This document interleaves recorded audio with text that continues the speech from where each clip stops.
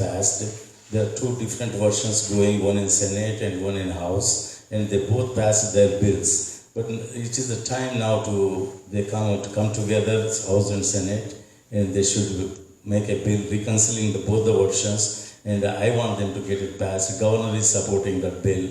So if that is not passed, I will be very disappointed, because the reason the lawlessness is going in Atlanta is very awful, and everybody should have the right to own their weapon. As guaranteed by the Second Amendment. Nobody should be postponing this anymore. There are many states which already passed, and I want to see Georgia also does the same thing. Otherwise, I will be disappointed. Betsy, you're up. In priority order, what do you believe are the three most pressing issues facing the city of Johns Creek?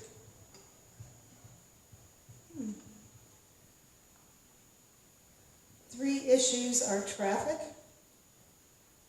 I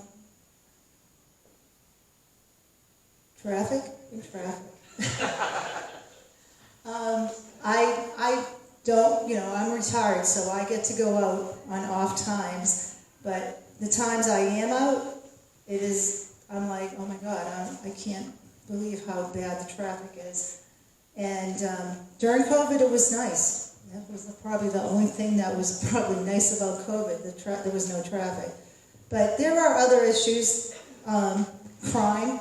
I know crime has increased in Johns Creek, and we need to deal with that. And that's having a full police force.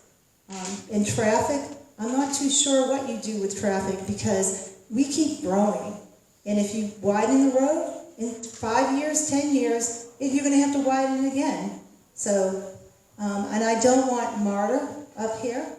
I can't, and I see empty buses all the time, so I'm not too sure how you deal with traffic other than you stop people from moving to Johns Creek, which we don't want to do.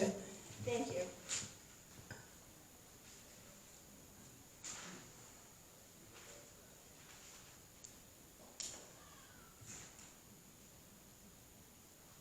Narendra, in what priority order, what do you believe are the three most pressing issues facing the city of Johns Creek? Johns Creek has blessed with a very visionary leadership in the past. Even the current leadership is continuing on the same levels. So Johns Creek has really minimum issues compared to many other cities. The traffic issues, mostly the gridlock on the 141 and the Abbots Bridge Road, those gridlocks are the biggest problem. But surprisingly, when I spoke to people, they say, what traffic problem? Because the pandemic, we are doing very well now. Not many cars on the road. But at the same time, if you see like a 330 or something, those stretches of the gridlock, like Abbots Bridge Road, 141, still needs to be resolved. Those are the things. And also, we need to have some kind of town center with a lot of festivity that can be available to all the citizens on weekends, so that we need to have some kind of beautiful town center. Other than that, I don't see. Lucky Johns Creek is very good leadership, has a very good leadership. Thank you. Jill, bear with me 1 second. In what priority order, what do you believe are the three most pressing issues facing the city of Johns Creek? Johns Creek is a unique area in that it's a pass-through city. So the traffic is involved because of people passing through. They're going to and from the different major highways to go to and from different jobs in different cities. So we need to bring more business to Johns Creek. This is part of the reason why we have the town center, and we're doing the Legacy Arts Center, and we have a whole new revitalization, basically, or a new capital project that the mayor and city council members are working on. So we need to bring business to Johns Creek so that people can live and work here and not have to drive everywhere. Secondly, stormwater is a big deal. I know that's one of your favorites, Tom. But it is a big deal because Johns Creek actually has more pieces of the Chattahoochee River running through it than any other city. We need to deal with the stormwater runoff here, because what we do here affects us all the way down in the Mississippi and Florida, and the plumes that they're experiencing down there are already being experienced up here, and it's a major issue. So that's number two. And third, it's going to be schools. We have all different schools with all kinds of different folks in these schools. It's not always as equitable. You know, we want to hear talk about equality and equity. It's not as equitable as it could be for some. So I think we need to expand our ability to have our private schools grow and potentially even implement some charter schools. Miranda, you're up. How should Georgia respond to illegal immigration crisis and the federal government sending illegals to Georgia? They're sending illegals to Georgia? I didn't hear about that, I'm sorry. But no matter if they come, we cannot accommodate them. Already we have enough issues. And question is, when it is illegal, that's it.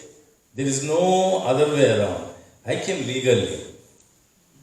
We have to wait for so many days, so many years sometimes to get a permanent residence in this country after arriving in this country. Now it is taking an average legal immigrant 14 to 15 years to get a green card. Forget about citizenship. But the people who just cross the border, they can get within 3-4 years. And also from the day one, they can get the money vouchers, food, basket, everything. So why would we be having...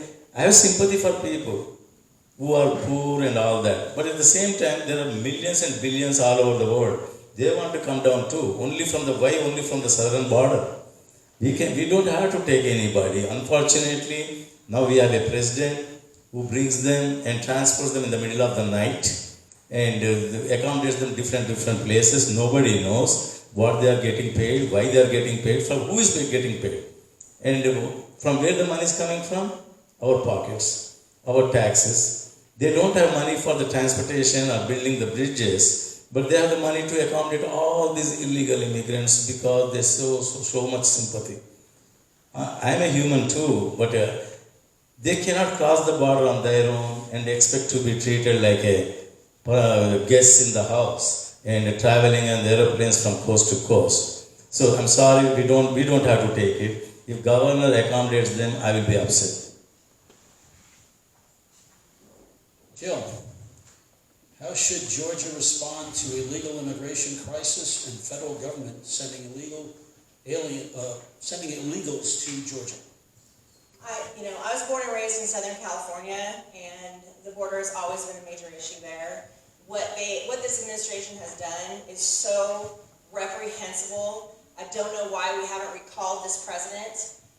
The bottom line is, we know they're here, we caught them doing it, it's on video, and if we arrest anybody in this state for committing crimes, dealing drugs, hurting our children, whatever the reason is, if they end up in our custody, we need to send them back, and we need to bill the Biden administration. Betsy, how should Georgia respond to illegal immigration crisis and federal government sending illegals to Georgia? Well, first of all, I'd like to see the SCOTUS opinion or the ruling that they did where we're not allowed to ask illegals for their identification and their status as a citizen. So that needs to be gone. You're looking at me like, huh? Okay. That's just one thing. Okay, that's one thing. No, right, right, and they don't need a vaccine, right, to come in. I mean, it is reprehensible what's going on at our southern border. It's probably happening in our northern border too, but we just don't hear about it. As well as, I mean, illegal aliens have been a real problem. Is for Georgia, I don't believe that we have the capability of arresting these people and sending them back because that they fall under federal guidelines. So, yeah, we can act tough. We need to not have empathy for these people because they're just walking in and not coming in through the front door, isn't it? So, anyway, yeah, it's a really tough question to answer. And I we need to be hard on it and not say, oh, but those poor people. So that's all I have to say. Okay, we finished here. So, Miranda, you're up. No, actually, it's Jill. Forgive me. Jill, do you support constitutional carry, HB 2? Yes. Yes, I believe in order for us to have a safe and civil society, that good guys need to be able to carry guns. Because bad guys are going to carry guns, and they're going to find them anywhere. They're going to steal it from good guys who have guns. So if we make it harder for good American constitutional folks to carry guns, crime is just going to get worse. So yes, and that's an easy question. I should have just stopped at yes. Betsy, do you support constitutional carry, HB 2? Oh, of course. My family owns a gun business. We transfer guns for people who buy guns online or bring a gun in from out of state and transferring it to another person. I will tell you that we have had an uptick in having people buying guns online. I mean, we used to just do like maybe 20 a year. Now we're doing like 1,000. And it's growing every day because even the Democrats are buying guns. We know that the liberals are coming up. I answer the phone, and I'm talking to them and they're asking me questions. And part of our job is we educate them as well. So I am in total support of constitutional carry. Now, when Governor Kemp signs it into law, because he has said a couple of weeks ago when I was down at the GA2 rally down at the State House, that he is going, if it gets to his desk, he will sign it into law. And I think that's great. People are still going to need to apply for a concealed carry permit because we have reciprocity with other states, and you need that carry permit to actually carry in other states. Thank you. Narendra, do you support constitutional carry, HB 2? Yes, I already supported that bill. I said that before also. And I want to see that is going through because our right to bear arms is guaranteed by the Constitution. Nobody can take that right away from us on one excuse or other excuse. Our founding fathers think they were visionaries. They know these kind of situations will come where violence is going to ruin the life of the people who law-abiding people. So that right is provided, and nobody can take and control that right that was given to us by the Constitution. I'm a strong supporter of it. Thank you.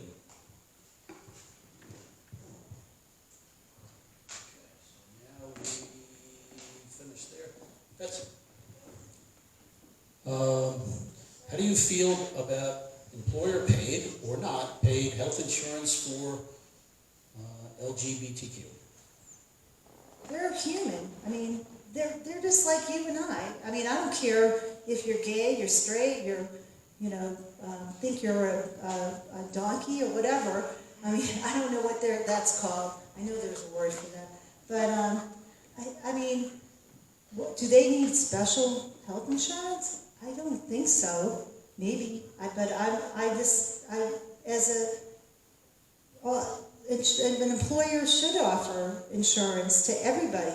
It shouldn't be, well, because you're gay, I'm not going to offer it to you. I'm like, what? So, anyway, yes, I believe they should be offered insurance. Narendra, how do you feel about employer paid or not paid health insurance for LGBTQ, etc.? Any employee who pays the salary is already calculating the insurance cost of the employee that is hiring. And I don't want to see any kind of discrimination towards those people. And it is up to the employer to hire them or not, or if they are, because you cannot discriminate in hiring also. So the insurance, if they're providing to every other employee, they should provide. There is nothing wrong with it, because actually I changed my policy on the gays issues based on my children's feedback 10 years ago. And if you are marrying, why shouldn't they marry? These kind of things. I think society is kind of changing. Yes, because they are all law-abiding, they are not breaking any laws. So I don't see any problem if the employer is willing to provide the insurance. But I don't know whether you want to make it mandatory or not. That's I'm not sure. Jill, how do you feel about employer paid or not paid health insurance for LGBTQ? Okay, I'm going to read into this question because it would be discriminatory if you didn't give the same health insurance to somebody who's lesbian or gay. That's not even an issue. That you do have to. It's the law. Secondly, I think that the intent of that question is, do we want to pay for gender reassignment surgery? Okay? No, we do not. We want to have a choice because I wish they would pay for breast enhancements or liposuction. It's a choice. Okay? So I would say, yes, you have to provide insurance, but no, you don't have to provide gender reassignment surgery. I have to say this, I agree with her. Narendra, you're up now. Do you support legalized gambling in the state of Georgia? No, I know maybe if they want to do it, they will let them do it somewhere on the border of Georgia, but not in the metro area. We have enough issues already. If they want to do in a Savannah, somewhere near the sea coast, let them do it. But I'm not favor of a gambling because gambling is not just a revenue it brings to the state. It brings lot of crime, lot of immoral things, everything. If you go to that's why we call this, we all go to enjoy Nevada, but we call it as a sin city. Why? Why you want to make Georgia a sin city? I'm not in favor of it, believe me. Jill, do you support legalized gambling in the state of Georgia? That's a loaded question for me because I believe that I would have to read the bill in detail to see what it would actually cover. Our lottery is legalized gambling, and it funds our education system. And if we're talking about being less reliant on the federal government, we have to find ways that we can help fund ourselves besides taxing every single individual. They currently, increase the excise tax for motel hotels, right? And that's helping to fund our transportation systems. There's lots of different ways that we can help fund our needs here in Georgia. Gambling may be one of them. I come from Southern California, where we have Santa Anita and Del Mar. When we're talking about horse racing, we live in an area that's big in horses, and we're close to Kentucky. Why wouldn't we offer something like that?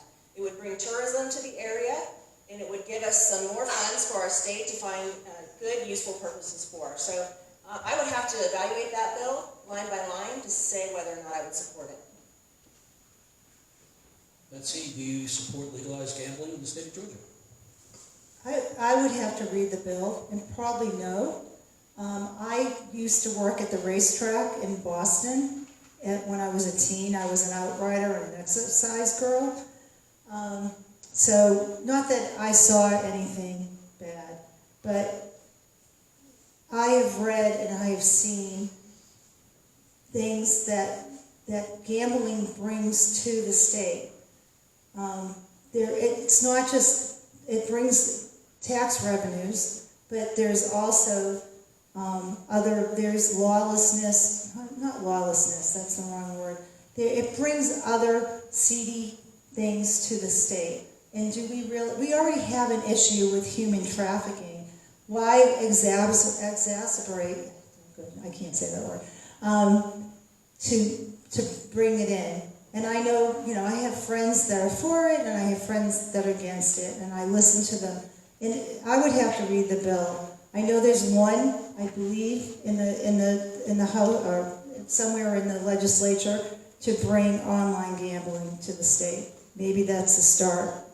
So we do need to bring in other revenues, but I don't think having gambling, especially at the airport, because they can fly in and fly them out. I'm just really worried about the trafficking that would go on and probably other seedy things. Thank you. Jill, you're up.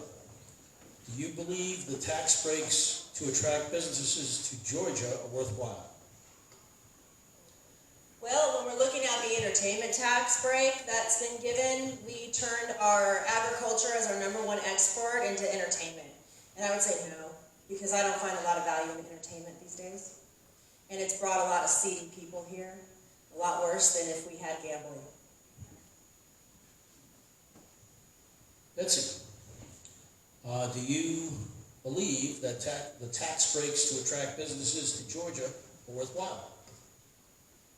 To some point, yes, because we currently are the #1 state to do business in.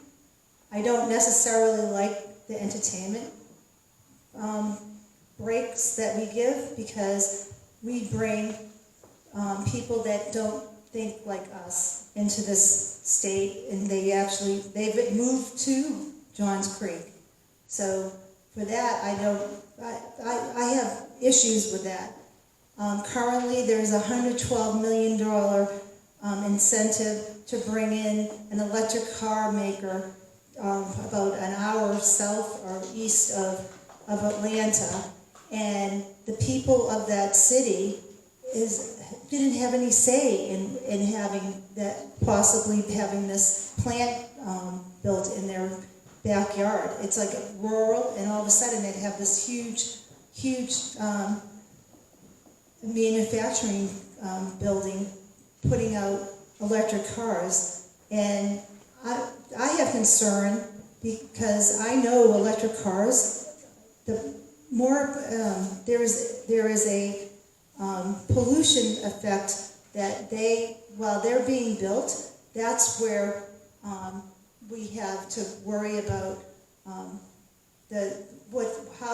there's a lot of minerals that are used in electric cars, and we need to make sure that there's no environmental impact on there, as well as giving $112 million, which really should go back to the people of Georgia. Thank you. Narendra, do you believe the tax breaks to attract businesses to Georgia are worthwhile? As a businessman, I support that because these businesses are coming from out of the state, and if we say no, there are plenty of other states who are willing to take them in. They will give much. Actually, this became like a competition among the states. How we lost the Tesla, before that Mercedes. But if you don't give the tax breaks, what incentive they have to choose only Georgia to start their business? Let them come. They create jobs. They create economy. They create tax revenue for the state and counties and the cities that they establish. That is going to help us in growing. Look at otherwise Georgia will never grow. In 2002, we had our total budget was only 15 billion. When Rai Bons was the governor last days, our budget was 15 billion. Today, after 20 years of Republican rule, it is 31 billion. And also, when Rai Bons left, our rain day fund, the reserve fund was 0. Today, we have 4.3 billion in that. That is because of the Republican thing. Republicans love to do business morally, and they want to continue to enhance the standard livings of the people in the state. So we need to bring more businesses. I have no problem giving them any discounts. The reason is you are not really giving discounts from your pocket. It is going to come back 5 years from now or whatever based on the agreement. And also from the day one when they hire the employees are paying the sales tax, employees are paying the income tax, all those kind of things. So we should not be worried about, giving break we will be losing money. No, there are plenty of other states which are going to compete with you. So have a positive view about it. Continue to grow Georgia, make it more beautiful. This will be the last question, and this is 24 we got to. This is great. Betsy, do you support the National Popular Voter Interstate Compacts or the elimination of the Electoral College? No.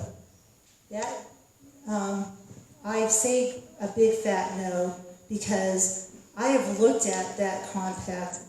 I thought, that sounds really good. But then we had 2016 election. And if we had that in play and we got rid of the Electoral College, which is amazing that what our founding fathers created, we would have Hillary Clinton as our president because she won the popular vote. Now, I would say no. We need to keep what our founding fathers created. We might not like it at times, but we need to keep it. Thank you. Narendra, do you support the National Popular Voter Interstate Compacts and/or the elimination of the Electoral College? No, I would never eliminate the Electoral College, no, because I used to be a member in 2004. I understand that because when I read the Constitution, US Constitution is part of my law degree, I knew the whole intricacies of why this Electoral College is created. If it is not created, there are only few big states. They can collude among themselves, and each time they will have their own president. Jimmy Carter would have never become president. Maybe that is a good thing though. But that is the reason they created this Electoral College. Electoral College balances everything. And that is where we have the advantage compared to other democratic countries. I will give an example from India. In India, what happens is only northern India people, because they are in higher population, always the prime ministers of the country comes from only northern India. There is no chance of somebody becoming prime minister from southern India. And many times I wished India also had this electoral college system that could save this kind of problems. So I'm sure I'm telling you, these founding fathers are so visionaries. They thought about every problem and they created this electoral college, and we need to continue it no matter who says what. Jill? I agree with Narendra, and I think that our electoral college is our last line of defense. When we have voter fraud that's happening all over the country with the popular votes, our electoral college and those people who serve on them, Sean Stills in the House, have been our last line of defense. And the founding fathers knew what they were doing. They looked ahead in time and they saw that this could happen. And it's the perfect blend of a republic and a democratic society. Ladies and gentlemen, would you please give these three candidates an applause?